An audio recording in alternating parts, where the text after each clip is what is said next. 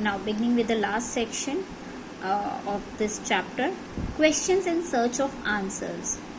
कुछ ऐसे क्वेश्चंस अभी भी हमारे पास बाकी हैं जिनके आंसर्स नहीं मिल पाए हैं.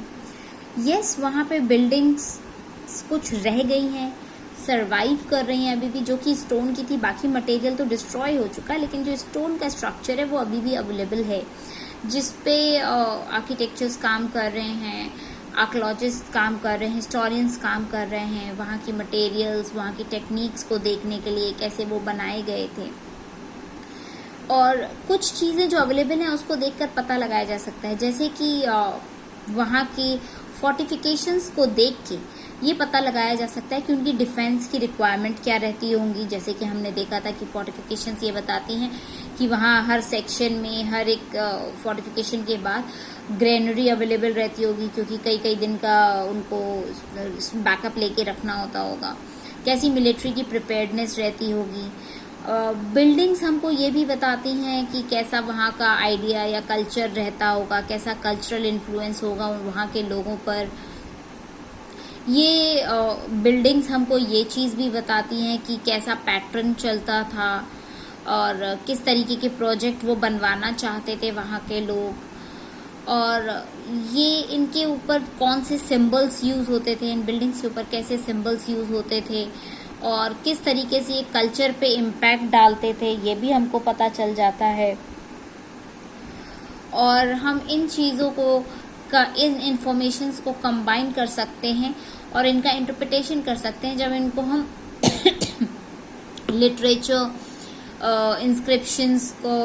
के साथ, इंस्क्रिप्शंस को और पॉपुलर ट्रेडिशंस के साथ कंपेयर करें, तो हमको इन क्वेश्चंस के आंसर्स मिल जाते हैं. सॉरी. जो इन्वेस्टिगेशंस हैं आर्किटेक्चरल फीचर्स की, मतलब जितने भी आर्किटेक्चरल फीचर हमको वहाँ मिले हैं उनकी इन्वेस्टिगेशन करके, लेकिन हमें ये नहीं पता लगेगा कि वहाँ के आदमी, औरत, बच्चे क्या सोचा करते थे. वहाँ के majority of people, sorry for the interruption. So यहाँ के स्ट्रक्चर को, आर्किटेक्चरल फीचर्स को देख के ये नहीं पता चलेगा कि यहाँ के आदमी, औरत, बच्चे क्या सोचा करते थे, कैसे रहा करते थे, क्या उनका थॉट प्रोसेस था, और सिटी में रहने वाले लोग या सिटी के बाहर रहने वाले लोग कैसे थे, या वो इन बिल्डिंग्स के बारे में, इतनी जो मासिव कोलोसल बिल्डिंग्स जो बनी थी बड़ी बड़ी, उनके बारे में क्या सोचते थे, या इनके ऊपर जो सिंबल्स थे उनके बारे में क्या सोचते थे. क्या वो इन स्कल्पचर्स के पास से जल्दी से निकल जाते थे बिना इन पे फोकस किए, या वो रुक कर इनको निहारते थे, देखते थे, और कैसे ये जो मासिव कंस्ट्रक्शंस होते थे इनमें लेबर कंट्रीब्यूशन कैसे होता था. और जो पीस थे उन्होंने कृष्णदेव राया के बारे में भी कुछ वर्ड्स लिखे हैं. तो जैसे कृष्णदेव राया की एक स्टैचू हमको देखने को मिली है. ये स्टैचू एक्चुअली टेम्पल का, जो चिदम्बरम टेम्पल है तमिलनाडु में, तमिलनाडु का चिदम्बरम जो टेम्पल है उसके बाहर ये लगी हुई है गोपुरम पे. ये कृष्णदेव राया की स्टैचू है. तो इससे हमको पता चलता है कि जो राजा महाराजा होते थे वो ऐसे अपना इम्पैक्ट दिखाते थे कि टेम्पल्स पे अपनी स्टैचू लगवा दी, तो आते जाते लोग देखेंगे, इनको नोटिस करेंगे कि हाँ इस राजा ने बनवाया था. तो अपनी इम्पोर्टेंस शो करने के लिए वो ऐसा करते थे.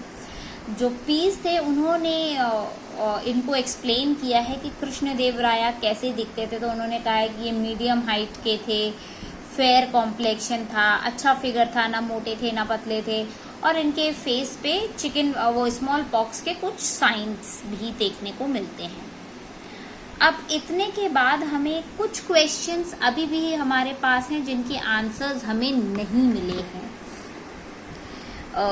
जैसे कि ये बिल्डिंग्स को जब बनवाते थे तो राजा ही बनवाते थे, और इनके बारे में जो डिसीजंस लेना होते थे वो राजा लेते थे कि ये कैसा रहेगा, कैसा नहीं रहेगा, कौन सा स्टाइल फॉलो होगा, ये तो राजा ने डिसाइड कर दिया सारा स्पेशलाइज. लेकिन इनका जो स्पेशलाइज स्ट्रक्चर कैसे बनेगा, इतना बड़ा इनॉर्मस स्ट्रक्चर, कोलोसल स्ट्रक्चर बनाने जा रहे हैं, तो इसकी इंजीनियरिंग कैसे मेंटेन होगी, प्लान कैसा होगा, मेसन्स कहाँ से आएंगे, कैसे स्टोन कटर्स कहाँ से आएंगे, स्कल्पचर एक्चुअल बिल्डिंग बनने के बाद कैसा दिखाई देगा, और अगर इसको कैप्चर कर लिया गया वॉर के टाइम पे पड़ोसी देश ने, तो क्या कभी किया गया था ऐसा या नहीं किया गया था।